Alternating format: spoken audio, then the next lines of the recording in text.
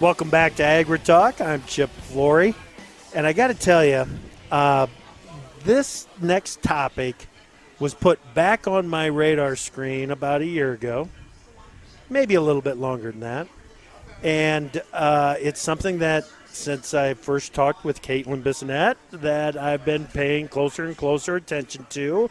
Caitlin is with us right now. Caitlin is a plant pathologist at the University of Missouri. How are you, Caitlin? I'm good. How about yourself? Good. It's good to talk with you again. Good to see you again. All right. Also with us is Greg Tylka. He is a nematologist at Iowa State University. Yeah, Go Cyclones. Right. Go Cyclones. Yes, it's good to talk with you, Greg. Well, thanks for having me here. Yeah, absolutely. Yeah. So you guys educate me a year ago, Caitlin, and then all of a sudden I see all this flooding and the heavy rains and the soil moving everywhere, and I'm thinking to myself, well, I know what's going with those floodwaters.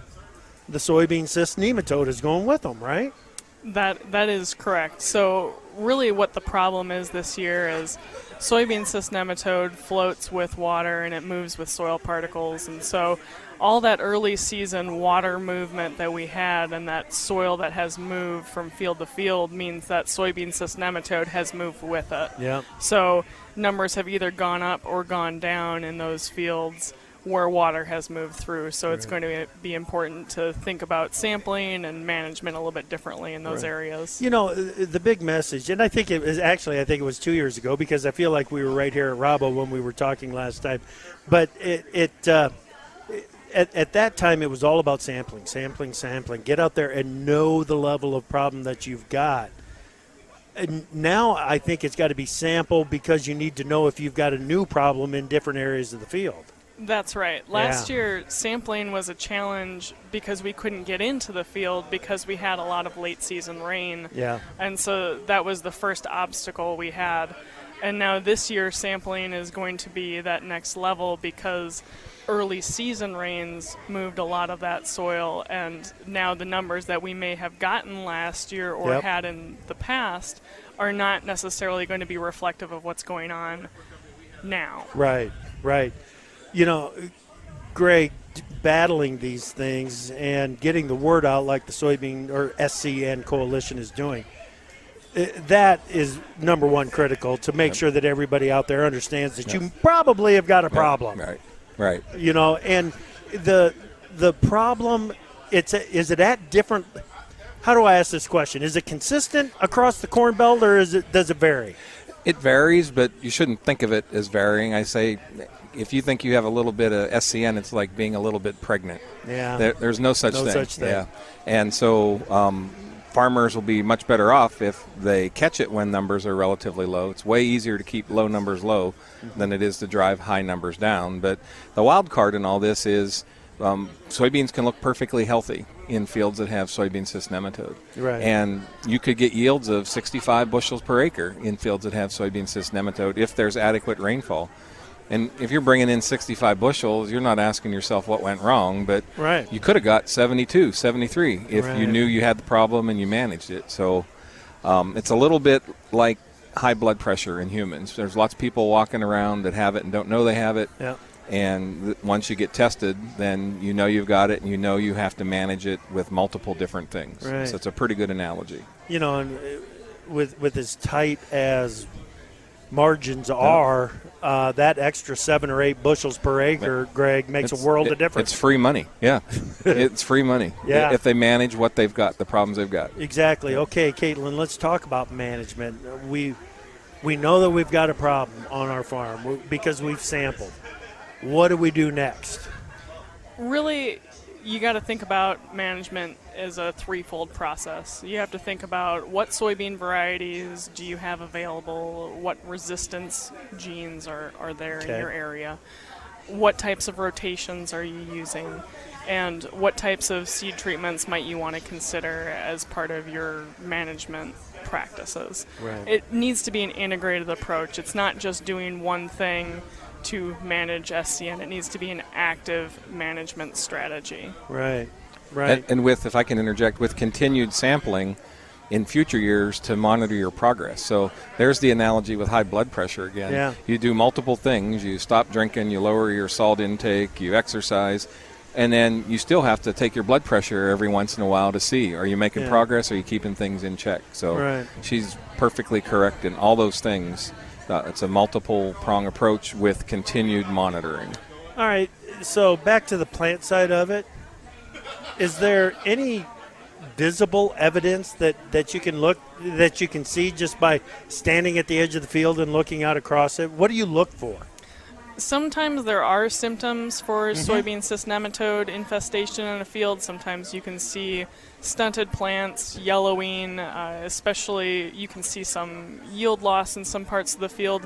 But oftentimes you will not see symptoms in a field when you're looking for soybean cyst nematode. What you really have to do is dig up plants and look for white females on the roots. Okay. And that really comes 30 days after planting at the earliest, because that's when females start to appear. Okay. Greg, is there any, can we apply some kind of an insecticide or a nematodicide or whatever you would call it to take care of these things? Nematicide is what I'm you're sorry. looking for. That's okay. Thank you. Yeah. Unfortunately, nothing that's going to be a quick-acting killing agent. Right. And that's probably a good thing, because most nematodes that live in the soil are beneficial. People don't hear a lot about them because we worry about the bad ones. And so we're worried. We want to control the ones that are feeding on the roots of crops, and because of obvious reasons. Right.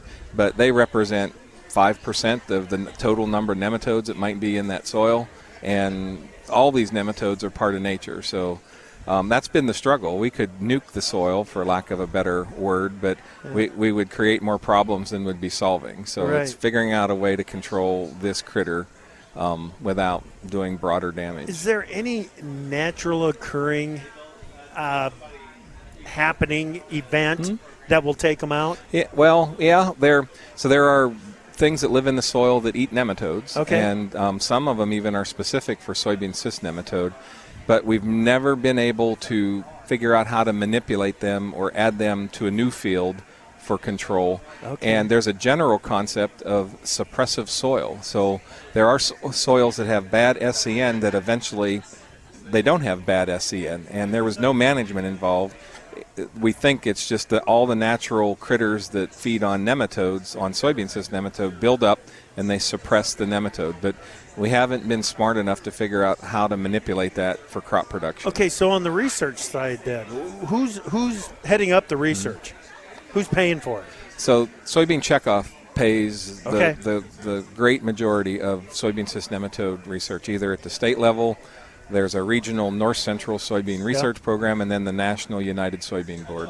I would say for university research, those organizations have funded 80% of all SCN research. Yeah. There's research probably going on in private industry. We don't hear as much about it because things are kept under wraps until they have a product ready to launch or so forth. Right. But most of the research we hear of is the soybean farmers paying for it through the checkoff. Right. Ultimately. Absolutely. What's the goal, Caitlin? Where do we want to end up in management of SCN? Really, the goal is for farmers to realize higher yields. And so management is it's that active process and understanding how, looking at the SCN egg numbers that you have in your soil this year when you take that test this fall, and seeing what those numbers are, and then applying different management strategies, and then going back to that same field in 3 or 4 years, taking another test and seeing those numbers go down. That's really what we want farmers to see, and that's what the coalition is really all about. Yeah, build up those yields, get our returns better. Let's talk about sampling, okay? What's the proper way to do it? Who wants that question? So SCN sampling, really the way that I've been talking a lot about it this year, especially in those fields that have had problems with flooding and water movement.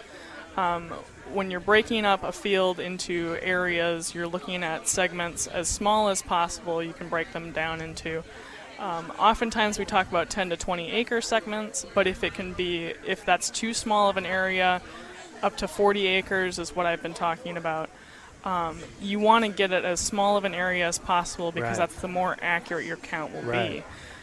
You want to break up the field into management zones or areas where you may have had flooding, those higher ridges. breaking it down into areas that are representative of different parts of the field. And that really will give you an idea of how your populations or your egg levels are different in different parts of the field, and then keeping track of that so you have a map and a management strategy for those different areas. Right. Where do we send it? There are testing labs all over the U.S., and those are actually available to look up on the scncoalition.com. Okay. There are experts also available to look up on that website as well if you want more information. And it's a reasonable cost. They are at a reasonable cost, and some states even offer that for free. Yeah, absolutely. And Greg, when the economic conditions are as tough as they are right now, you got to put every ball in your court. Yep. Yeah, and I think sometimes I sense farmers are depressed, and so they don't want to put the extra effort in, but it's more important now than ever. Yeah. Because, as I said earlier, it's free money. If they discover they've got the problem and they can improve their management with very little cost, just the sampling cost and so forth, that's more important now than when we have $16 beans, in my opinion. Yeah, so, it really is critical. Yeah. Absolutely. Yeah. Caitlin, it's good to see you again. Thank you so much. Good to see you. All Thanks. right, that is Caitlin Bissonette. She is a plant pathologist at the University of Missouri. And Greg, it was good to talk with you. Yep, fellow Cyclone. Yeah, that's right. Greg Tylka, nematologist at Iowa State University.